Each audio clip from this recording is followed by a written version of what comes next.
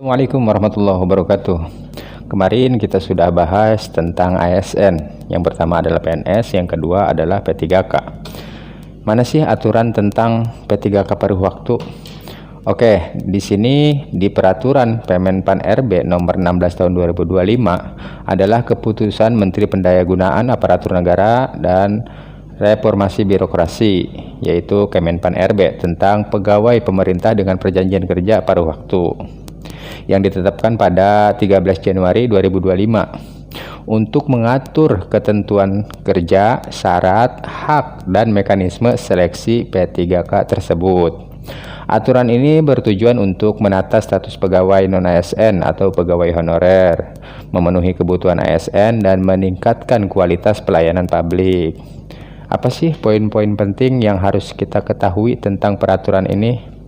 Pengertian P3K paruh waktu merupakan pegawai ASN yang diangkat melalui perjanjian kerja untuk jangka waktu tertentu. Tujuannya adalah menyelesaikan penataan pegawai non-ASN atau pegawai honorer. Yang kedua adalah pemenuhan kebutuhan ASN di instansi pemerintah, dan yang ketiga adalah memperjelas status pegawai non-ASN atau status pegawai honorer. Yang rekan-rekan kita kemarin berkata, tolong dong, kita ini statusnya seperti apa? Nah, sekarang rekan-rekan pegawai honorer dalam peraturan ini sudah ditetapkan statusnya menjadi ASN. Lanjut, yang terakhir adalah peningkatan kualitas pelayanan publik.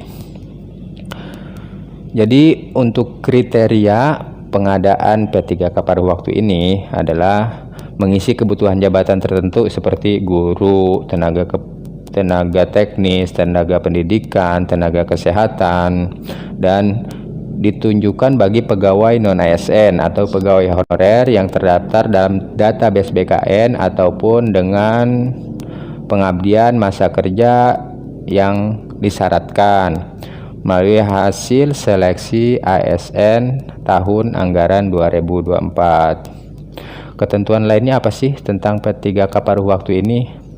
Nah, masa kerja untuk masa kerja P3K paruh waktu ditetapkan selama 1 tahun dengan perpanjang berdasarkan evaluasi kerja, dan upah paling sedikit sama dengan yang diterima saat menjadi pegawai honorer atau sesuai upah minimum daerah, dan dapat diberikan fasilitas lainnya. Nah, untuk fasilitas lainnya kita belum tahu ya, kita nunggu kebijakan dari BKN dan Kemenpan RB.